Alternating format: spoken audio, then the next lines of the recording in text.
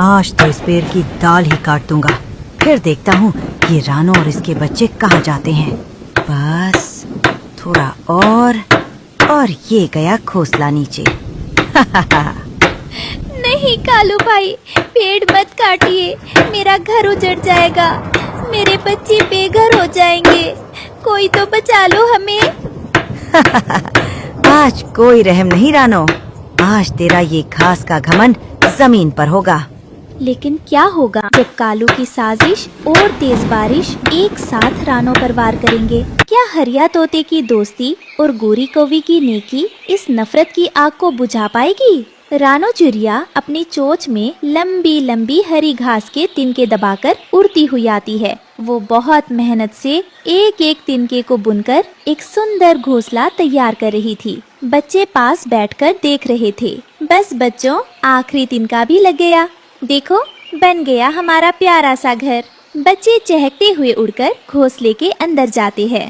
वाह माँ, ये तो बहुत सुंदर है और इसकी खुशबू कितनी अच्छी है। माँ, ये घास इतनी नरम और मुलायम क्यों है?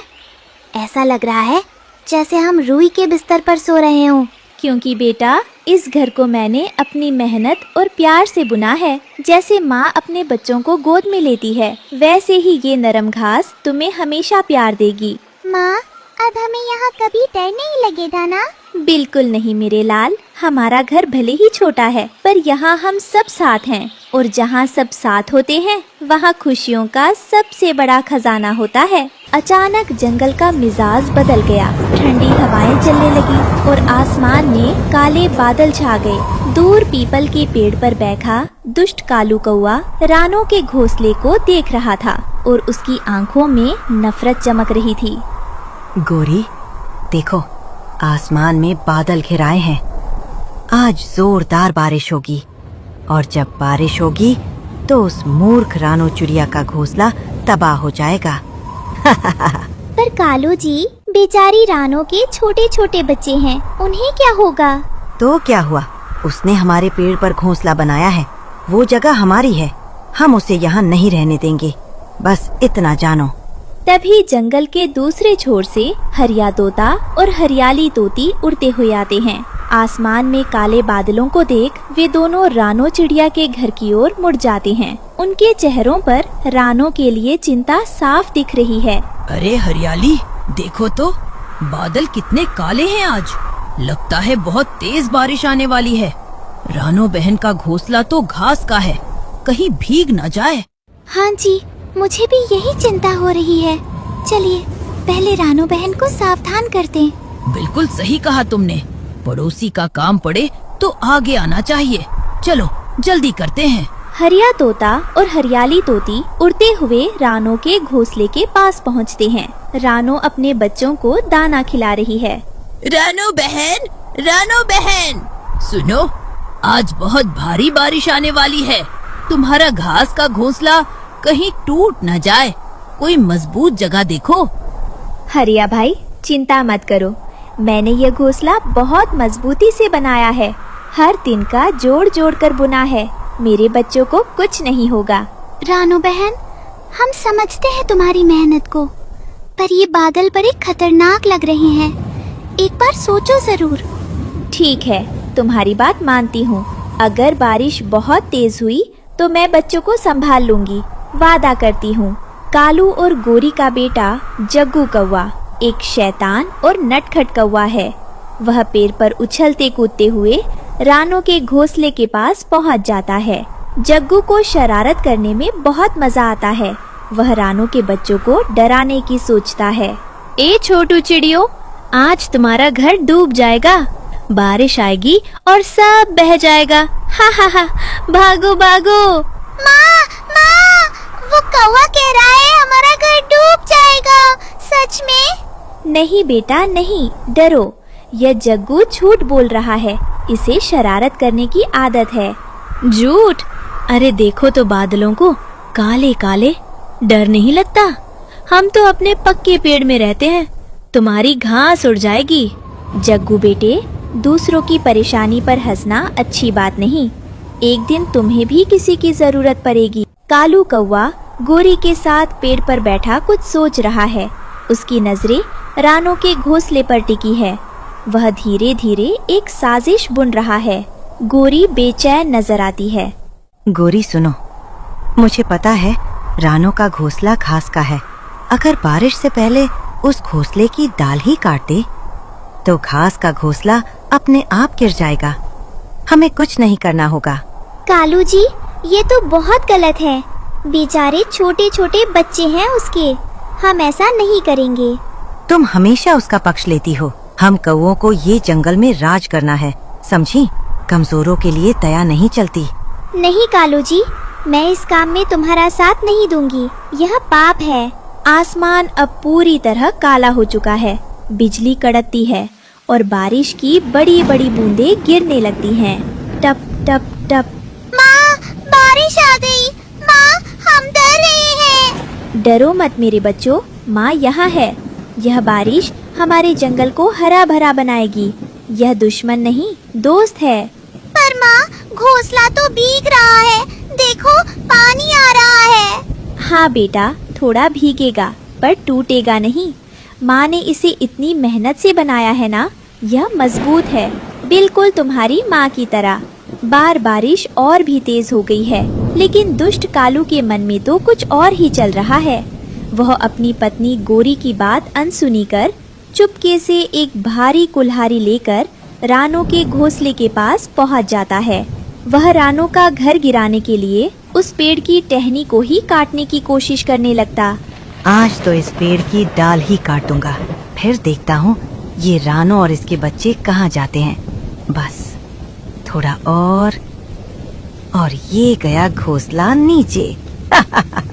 कालू भाई, यह आप क्या कर रहे हैं? रुक जाइए, मेरे बच्चे अभी बहुत छोटे हैं। अगर यह डाल कट गई तो हम सब नीचे गिर जाएंगे। रहम कीजिए कालू भाई, रहम कीजिए। आज कोई रहम नहीं रानो। आज तेरा ये घास का घमंड जमीन पर होगा। हे भगवान, मेरे बच्चों की रक्षा करना, इस तूफान से भी और इस दुश्मन से भी। लेकिन तभी जोर की बिजली चमकती है और एक कड़कती आवाज होती है। कालू घबराकर उड़ जाता है। कहाँ? बाप रे बाप, ये बिजली तो मुझे ही मार देगी। भागो भागो। अरे अब्बूजान, क्या हुआ? इतना डर क्यों गए? बारिश और तेज हो जाती है। हरिया तोता और हरियाली तोती अपने सुरक्षित घोंसले में बैठे हैं, पर उनका मन रानो के घर की चिंता में है। हरियाली बेचैन होकर बाहर झांकती है। हरिया जी, मुझसे नहीं रहा जाता। रानो बहन का घोंसला घास का है। बारिश इतनी तेज है, कुछ करना चाहिए। हाँ हरियाली, तुम सही कह रही हो, पर इस तेज बारिश में उड़ना खतरनाक है। खतरा तो रानो बहन को है, हमें नहीं। चलिए, हम बड़े पत्ते तोड़कर उनके घोंसले के ऊपर छत बना देते हैं। वाह हरियाली, क्या सोच है तुम्हारी। चलो, देर मत करो। हरिया तोता और हरियाली तोती बारिश में भीगते हुए बड़े बड़े केले के पत्ते तोड़कर उड़ाते हैं और रानो के घोंसले के ऊपर एक के बाद एक रखती हैं। रानो देखती है और उसकी आंखें भर आती हैं। लो रानो बहन, ये पत्ता, इससे पानी नहीं आएगा ऊपर से। थोड़ा और रुको, एक और लगाते हैं। बच्चों को ठंड नहीं लगनी चाहिए। हरिया भाई, हरियाली बहन, तुम दोनों ने ये क्या किया? खुद बारिश में भीग गए मेरे लिए। यही तो दोस्ती है रानो बहन, तुम्हारी खुशी में हमारी खुशी है। हरिया काका जिंदाबाद, हरियाली काकी जिंदाबाद। गोरी कौवी दूर से ये सब देख रही है। उसका दिल भारी है। उसे कालू की बातें याद आती हैं और वो शर्मिंदगी महसूस करती है। जग्गू भी पास आकर माँ के पास बैठ जाता है। जग्गू बेटे देखो, हरिया और हरियाली ने रानो बहन की कितनी मदद की, और हम तो उनका नुकसान करने की सोच रहे थे। माँ, मुझे भी बहुत बुरा लग रहा है। मैंने उनके बच्चों को डराया था ना, वो गलत था। हाँ बेटा, सच्चाई ये है कि दूसरों को तकलीफ देकर कभी खुशी नहीं मिलती। जो मदद करता है उसे ही असली सुकून मिलता है। माँ, क्या हम भी रानो आंटी से माफी मांग सकते हैं? हाँ बेटा, बिल्कुल, यही तो सच्चा साहस है। बारिश अब और भी तेज हो जाती है। पूरा जंगल भीग जाता है, नदियाँ बह रही हैं, पत्ते गिर रही हैं, लेकिन हरिया और हरियाली की बनाई पत्तों की छत ने रानो के घोंसले को बचाए रखा है। तभी कालू कौवा वापस अपने घर आता है और देखता है कि उसकी सारी साजिश बेकार हो गई। क्या ये घोंसला अभी तक टूटा नहीं? और इन तोतों ने पत्तों की छत बना दी। मेरी सारी मेहनत बेकार हो गई। अब्बूजान रुको, माँ ने कहा है कि हमें रानो आंटी से माफी मांगनी चाहिए। क्या माफी? हम कौवे किसी से माफी नहीं मांगते। अब्बू, गलती हो तो माफी मांगना बड़प्पन है, कमजोरी नहीं, ये माँ ने बताया मुझे। बारिश धीमी पड़ने लगती है। कालू कौवा बहुत देर तक चुप रहता है। जग्गू की बातें उसके मन में घर कर जाती हैं। गोरी भी पास आ जाती है। कालू पहली बार खुद को गलत महसूस करता है। उसकी कठोर आंखों में हल्की नमी आ जाती है। मैंने सच में गलत किया। एक गरीब चिड़िया और उसके बच्चों का नुकसान करना चाहता था मैं। ये मैं क्या कर रहा था? कालू जी, देर आए दुरुस्त आए, अभी भी वक्त है। ठीक है गोरी, तुम सही हो। चलो रानो के पास चलते हैं। बारिश रुक जाती है। आसमान में इंद्रधनुष निकल आता है। रानो के बच्चे घोंसले से बाहर झांकते हैं। तभी कालू, गोरी और जग्गू उड़ते हुए रानो के पास आते हैं। तीनों की आंखें झुकी हुई हैं। रानो आंटी, मुझे माफ कर दो। मैंने तुम्हारे बच्चों को डराया था, वो बहुत गलत था। बहन रानो, हमने तुम्हारे बारे में जो सोचा वो माफी के काबिल नहीं, फिर भी हम माफी मांगते हैं। रानो, मैं तुम्हारा घोंसला तोड़ना चाहता था, मैं गलत था, माफ करो। माफी? कालू भाई, जो दिल से माफी मांगे उसे माफ ना करना पाप है। माफ किया, पर एक बात याद रखो, ये जंगल सबका है। यहाँ मिलजुल कर रहने में ही सबकी भलाई है। रानो आंटी, मैं अब कभी किसी को नहीं डराऊंगा, पक्का वादा।